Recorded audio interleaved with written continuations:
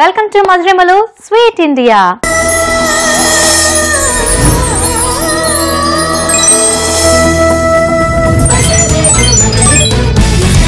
దోశని నేను మీకు పరిచయం చేయబోతున్నానండి. దానివల్ల ఏంటంటే మనకి ఒక చక్కటి వెరైటీ, దట్టు స్వీట్ లవర్స్ అందరికీ ఏంటంటే స్వీట్ దోశ కూడా తిన్న ఫీలింగ్ వస్తుంది. కాబట్టి ఈ రోజు ఒక చక్కటి రెసిపీని మీకు పరిచయం చేయబోతున్నాం. మరి దాని పేరే మీఠా దోశ.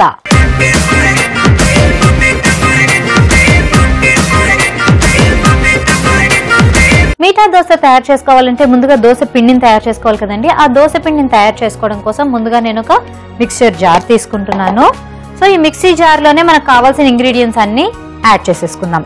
సో ఇందులోకి నేను ముందుగా కొంచెం మైదా యాడ్ చేస్తున్నాను. అంటే మనకి దోశలు కొంచెం ఎక్కువగా రావాలి కాబట్టి, కొంచెం ఎక్కువ క్వాంటిటీ కావాలి కాబట్టి నేను ఆల్మోస్ట్ ఇది ఒక 1/2 to 3/4 కప్ని యాడ్ చేస్తున్నాను.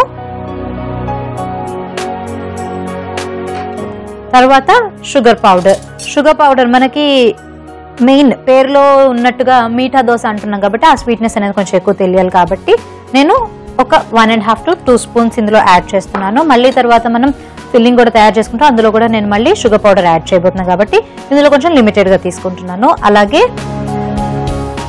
కొంచెం యాలకుల పొడి,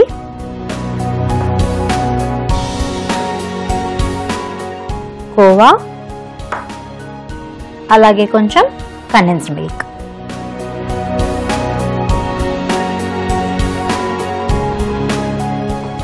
సో ఇవన్నీ వేసేసుకున్నాం కదా. అవన్నీ మనకి దీన్ని గ్రైండ్ చేస్తున్నారు, వాటర్ తీసుకుంటున్నానేమో అనుకుంటున్నారు కదా. కాదండి, దీన్ని నేను పాలతో పాటు పేస్ట్ లాగా చేయబోతున్నాను. అంటే దోశపిండి బ్యాటర్ లాగా ఆ టెక్స్చర్ వచ్చేటట్టుగా చేయబోతున్నా. సో కొంచెం పాలు కూడా మనకి పడతాయి కాబట్టి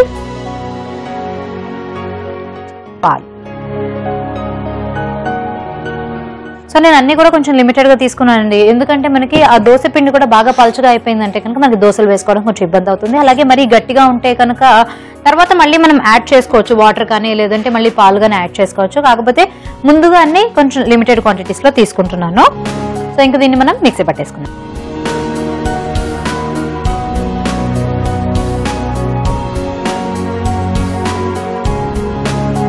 సో మిక్సీ పట్టిన తర్వాత ఏ విధంగా వచ్చిందో ఇప్పుడు చూద్దాం.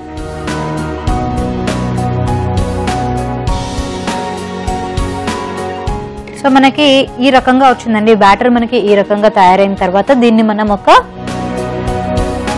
బౌల్లోకి ట్రాన్స్ఫర్ చేసేసుకుందాం.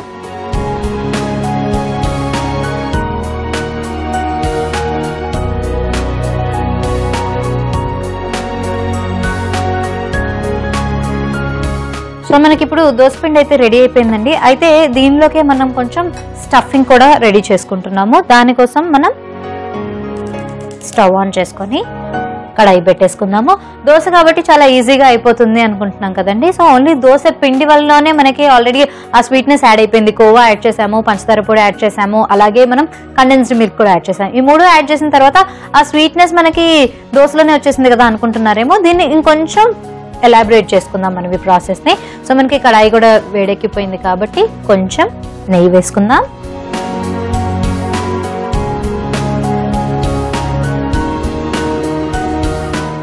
ఆ నెయ్యిలోనే ఇంకొంచెం నేను కోవా యాడ్ చేస్తున్నాను.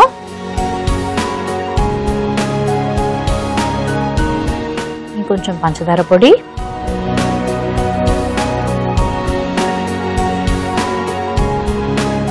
కొంచెం ఎండు కొబ్బరి పొడి,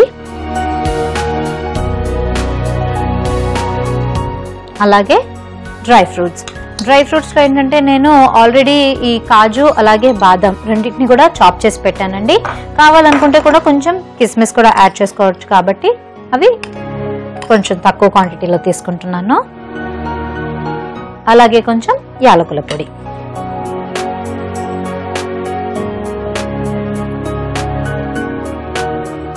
సో మనం తీసుకున్న ఇంగ్రీడియంట్స్ అన్నీ కూడా ఈ నెయ్యి వేసుకొని కొంచెం ఫ్రై చేసుకోవాలి.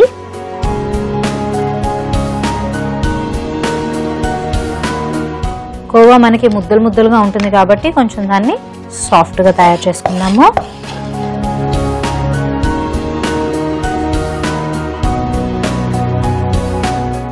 సో ఎండు కొబ్బరి అలాగే ఈ డ్రై ఫ్రూట్స్ ఇవన్నీ కూడా మనకి కొంచెం నెయ్యిలో వేగుతున్న తర్వాత కమ్మటి వాసన అనేది వస్తుంది కదండి. కొంచెం లైట్గా అలా ఫ్రై చేసుకున్న తర్వాత దీన్ని మనం వేరే బౌల్లోకి షిఫ్ట్ చేసేసుకోవచ్చు.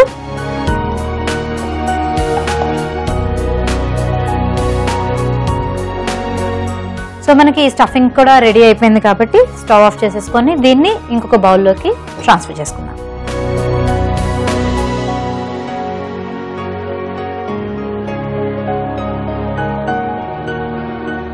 సో ఈ కడాయి కూడా పక్కన పెట్టేసుకున్నాం కాబట్టి నెక్స్ట్ మనం దోశ వేసుకోవాలి కాబట్టి స్టవ్ ఆన్ చేసుకుని తవా రెడీ చేసుకుందాము. సో మనం దోశలు తయారు చేసుకునేటప్పుడు ఏంటంటే ప్యాన్ ఎంత చక్కగా వేడెక్కితే కనుక అప్పుడు మనకి దోశలు కూడా అంత చక్కగా వచ్చేస్తాయండి. దట్టు మనం ఇప్పుడు తవా ప్యాన్ మీద పెట్టుకుంటున్నాం కాబట్టి మనకి ఎక్కువ ఆయిల్ కూడా పట్టదు. కావాలనుకుంటే కొంచెం ఆయిల్ వేసుకోవచ్చు. మరోవర్ ఇది స్వీట్ కాబట్టి కొంచెం బాగుండాలి, టేస్ట్ బాగా తెలియాలి అని అంటే కనుక నెయ్యి కూడా యాడ్ చేసుకోవచ్చు. లేదా ఇవన్నీ అవాయిడ్ చేయాలి అని అనుకుంటే కనుక మనకి ఇవి నాన్ స్టిక్ ప్యాన్ మీద మనం యూజ్ చేస్తున్నాం కాబట్టి అసలు మనకి అది అంటుకునే అవకాశం లేదు కాబట్టి నెయ్యి కానీ నూనె కానీ వేసుకోకుండా కూడా మనం తయారు చేసుకోవచ్చు.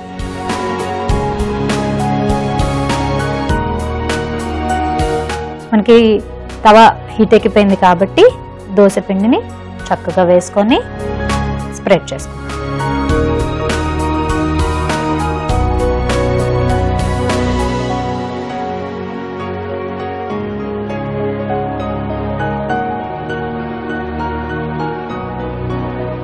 ఇప్పుడు మనం ముందుగా తయారు చేసుకున్న ఈ స్టఫింగ్ ఏదైతే ఉందో దాన్ని కూడా లైట్గా పైన వేసుకొని స్ప్రెడ్ చేసుకోవచ్చు.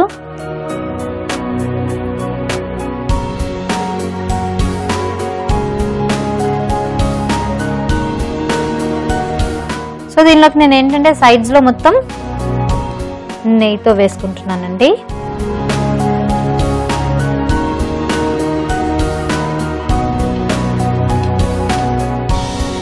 సో చక్కగా మనం నెయ్యి కూడా వేసేసుకున్నాం కదండి. ఇంకొంచెం దోశ బాగా కాలిన తర్వాత ఆటోమేటిక్గా అదే మనకి అంటుకోకుండా పైకి వచ్చేస్తూ ఉంటుంది కాబట్టి ఈజీగా మనం తీసేసుకోవచ్చు. అయితే ఈ స్టఫింగ్ ఏదైతే ఉందో దాన్ని మనం ఇలా సెంటర్లో పెట్టుకొని స్ప్రెడ్ చేసుకున్నాం కదా. సో చక్కగా మనం దోశ తింటూ ఉంటే మసాలా దోశలు అంటే హాట్ లవర్స్ మసాలా దోశను ఎలా అయితే ఇష్టపడతారో స్వీట్ లవర్స్ డెఫినెట్గా ఈ దోశని ఇష్టపడతారండి. ఎందుకంటే మనం ఇందులో చక్కగా అన్ని కూడా మైల్డ్ క్వాంటిటీస్లో తీసుకున్నాము. అట్ ద సేమ్ టైం ఏంటంటే డ్రై ఫ్రూట్స్ ఇందులో యూజ్ చేసాము, అలాగే కొంచెం యాలకుల పొడి, దానివల్ల కూడా మనకి స్వీట్ తింటున్నాము అన్న ఫీలింగ్ బాగా వస్తుంది.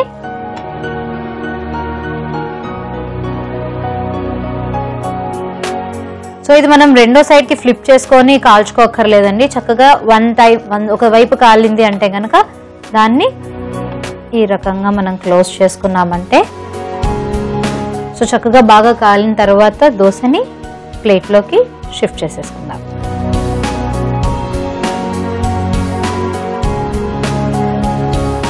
సో ఇదే విధంగా ఇంకొక దోశని వేసుకుందాము.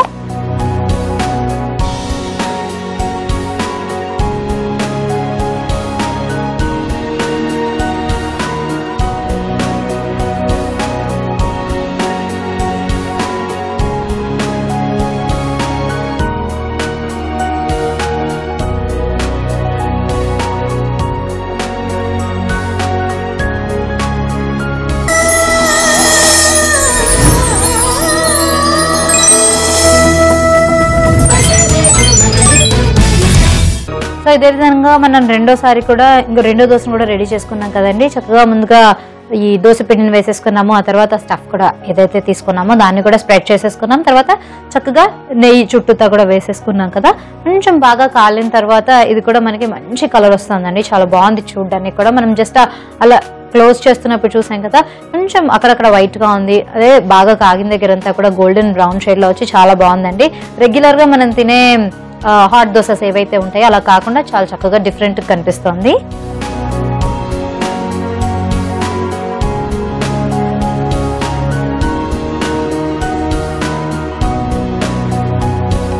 సో ఈ దోశ కూడా మనకి రెడీ అయిపోయింది కాబట్టి స్టవ్ ఆఫ్ చేసేసుకుందాము.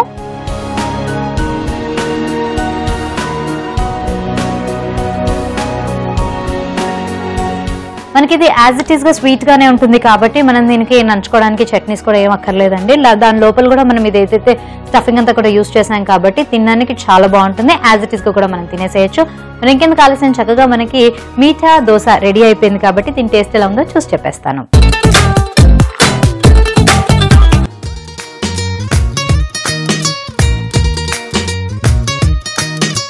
చాలా బాగుందండి. తింటూ ఉంటే ఆ కరకరలాడుతూ కూడా చాలా చక్కగా తెలుస్తుంది. సో దోశ ఏంటంటే చుట్టూ అంతా కూడా మనకి కరకరలాడుతుంది, అలాగే మధ్యలో నుంచి కూడా మనం ఈ కోవా అలాగే పంచదార పౌడర్ ఇవి టేస్ట్ అన్ని కూడా చాలా చక్కగా ఎన్హాన్స్ అవుతున్నాయి. More over dry fruits add చేసాం కాబట్టి ఆ పలుకులు కూడా చక్కగా పంటి కింద తగులుతూ చాలా టేస్టీగా ఉంది. సో డెఫినెట్ గా మీరు కూడా ఇంట్లో ట్రై చేయండి, టేస్ట్ చేయండి. మరి మీఠా దోశను తయారు చేసుకోవాలంటే దీనికి కావాల్సిన పదార్థాలు, తయారు చేసుకునే విధానం మరొకసారి చూడండి. మీఠా దోశకు కావలసిన పదార్థాలు: మైదా, పంచదార పొడి, కోవా, యాలకుల పొడి, కండెన్స్డ్ మిల్క్, పాలు, ఎండు కొబ్బరి పొడి, డ్రై ఫ్రూట్స్, నెయ్యి. మీఠా దోశ తయారు చేసుకునే విధానం: ముందుగా ఒక మిక్సర్ జార్ లో మైదా, పంచదార, కోవా, యాలకుల పొడి, కండెన్స్డ్ మిల్క్ వేసి పాలు పోసుకుని దోశ పిండిలాగా తయారు చేసుకుని ఒక బౌల్లోకి తీసి పక్కన పెట్టుకోవాలి. ఇప్పుడు స్టవ్ మీద ప్యాన్ పెట్టి నెయ్యి వేసి కోవా, పంచదార పొడి, ఎండు కొబ్బరి పొడి, డ్రై ఫ్రూట్స్, యాలకుల పొడి వేసి కలిపి షాలో ఫ్రై చేసి వేరే బౌల్లోకి తీసుకొని పక్కన పెట్టుకోవాలి.